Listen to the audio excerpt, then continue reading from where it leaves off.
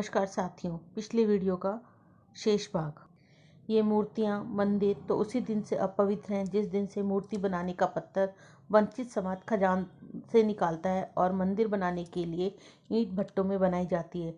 जैसे जाति जन्म से आती है, वैसे ही इन मंदिरों को और मूर्तियों को आकार दे तो वंचित बहुजन समाज ही होता है।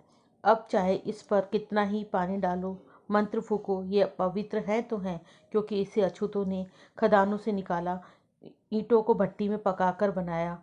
तो सारी प्रक्रिया में वंचित और अछूत समाज का ही हाथ रहा है। जैसे जैसे ब्राह्मण कहते हैं कि जातियां तो जन्म से होती है, इसी तरह से इन मूर्तियों का, मंदिरों का निर्माण वंचित समाज ही निर्माण करके वंचित समाज ही जन्म देता है। तो ये तो जन्मजात अछूत हुई। आपने कभी सोचा है ऐसा? तो सोचिए, जो चीज़ मैं बनाऊं वही आगे इन ब्राह्मणों के हाथ में आ जाती है, तब ये पवित्र हो जाती है और फिर उसे बाद में हमें ही छूने नहीं दिया जाता। भावना आत के नाम पर दंगे करवाते हैं ये पंडित पुजारी। असल में भावना आत नहीं होती, इनका हराम की कमाई में रुकावट पैदा करता है हमारा तर्क और विज्ञान और शिक्षा। इसीलिए सब प्रपंच रच रहे हैं। असल में भावना तो वंचितों, दलितों की आहत होती है, जो जिनको हर पल नीचा दिखाया जाता है। भावना वंचितों की होती है आहत, क्योंकि वंचित समाज जिस चीज़ को बड़ी तल्लीनता से, बड़े मन से बनाते हैं, उसी चीज़ को उन्हें छूने नहीं दिया। तब क्या वंचित समाज की भावना आहत नहीं होती? जो धर्म में शिक्षा, रोजगार और सुरक्षा, हर तरह की सुरक्षा नहीं दे सकता, ऐसे धर्म का त्याग ही कर देना उचित होगा। आज धर्म के नाम पर सभी उद्योग और रोजगार खत्म कर दिए गए हैं। जनता को धार्मिक लड़ाई में उलझाकर शिक्षण संस्थानों, स्कूलों को बंद किया जा रहा है। स्वास्थ्य केंद्र प्राइवेट किए जा रहे हैं, रोजगार नष्ट किए जा रहे हैं, सुरक्षा व्यवस्था खत्म की जा रही है। जो धर्म हमें उन्माद की राह पर ले जाए, वह धर्म नहीं, आतंक है।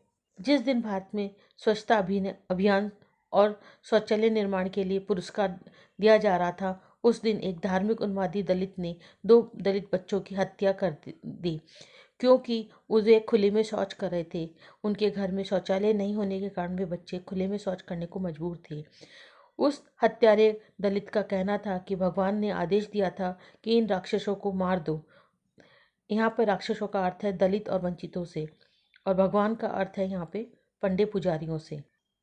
उसका कहना था कि जो भगवान को न माने उसको बिल्कुल ही अंत कर देना चाहिए। वैदिक काल में द्रविड़ों और दलितों को, आदिवासियों को इसीलिए राक्षस कहा गया और खुद को असुर कहा गया, तथा द्रविड़ों, आदिवासियों और दलितों की हत्या कर दी गई और ब्राह्मण धर्म को हमारे ऊपर लाद दिया गया।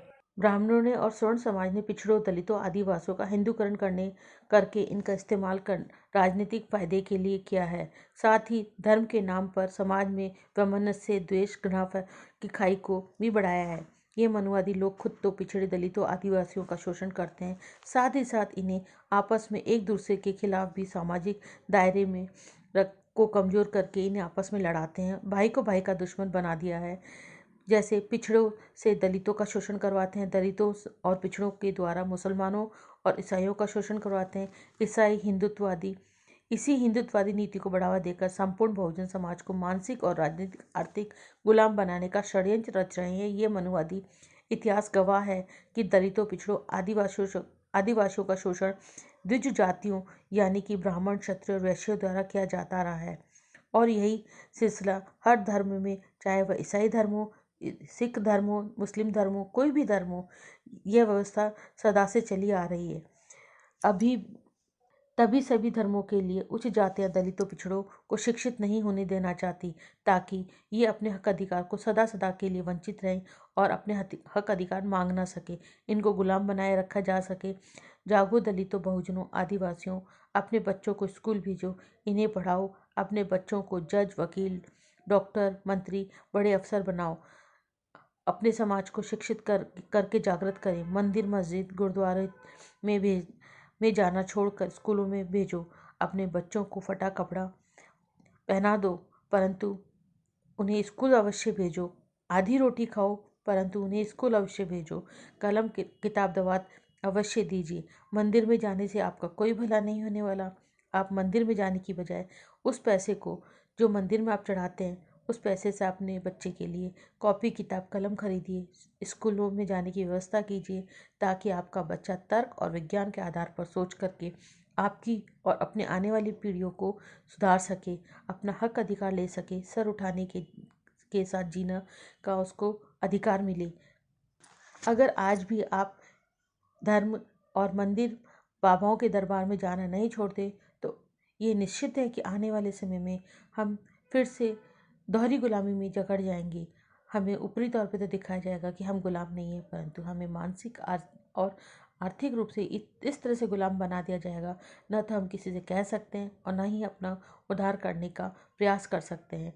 अब कोई बाबा साहब ज्योतिराव फूले या पेरियार नहीं आने वाले। अब हमें स्वयं अपना ही आप ही बाबा साहब पेरियार और ज्योतिबा फूले, माँ सावित्रीबाई फूले बनना पड़ेगा।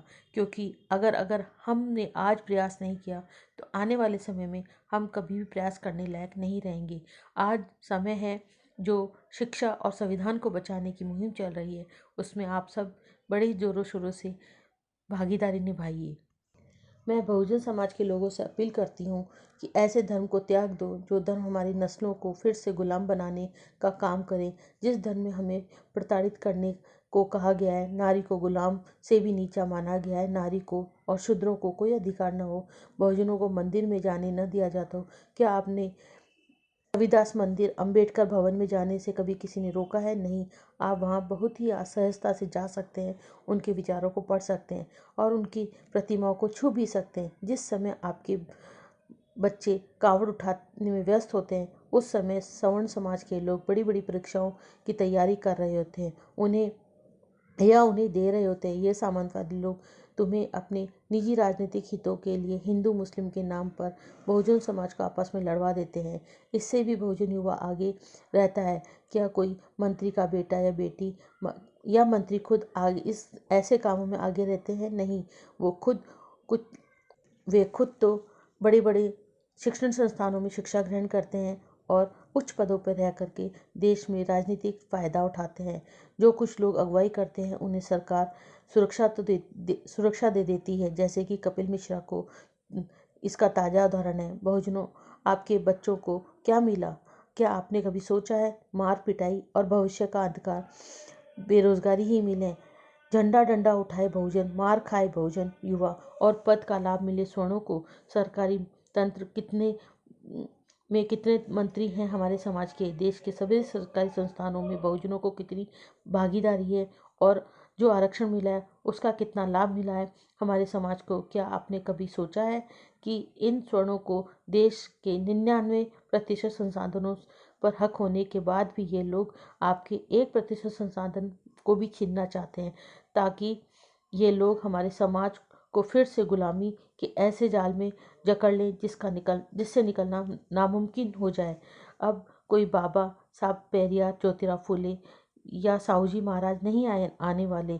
इन्हें जो दिया वह सब हम उसे ही सहज नहीं रख सके, ना ही उनकी शिक्षाओं पर चल सके। हमारा समाज अपने ही हाथों अपने संविधान को खत्म कर इन सामंतवादियों का सहयोग कर रहा है। अगर संविधान खत्म हो जाएगा तो समझना हमारा अस्तित्व ही खत्म हो जाएगा।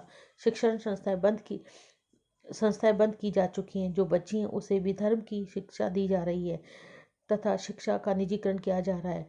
ना रहेगी शिक्षा, ना जान पाएगा बहुजन दलित हक अधिकार, ना होंगे आंदोलन रोजगार के लिए। इन मनुवादियों का एक ही नारा है, स्कूल बंद, कॉलेज बंद करो, दलितों बहुजनों को सत्ता और संसाधनों से वंचित रखो, तभी तो मनु गोलवलकर और का सपना साकार होगा। धर्म का मीठा मीठा जहर बहुजनों की रग रग में भर दो, ताकि अगर कोई इनके हक अधिकार की बात करे तो उन्हें शोषित होने से बचाने का प्रयास करे तो उसकी जान के दुश्मन बन जाएं। जब धर्म के नशे में चूर लोग अपने ही बहुजन महानायकों को नहीं समझता तो हम रैशनल साथियों की बातों को, उनके विचारों को क्या समझ पाएंगे? आज भी अच्छे खासे पढ़े लिखे बहुजन सनातन धर्म का पक्ष लेते हैं। उनको पता है कि उनकी आने वाली पीढ़ियों का जीवन भुखमरी, बेरोजगारी, चोरी चकारी में गुजरने को मजबूर होने वाला है।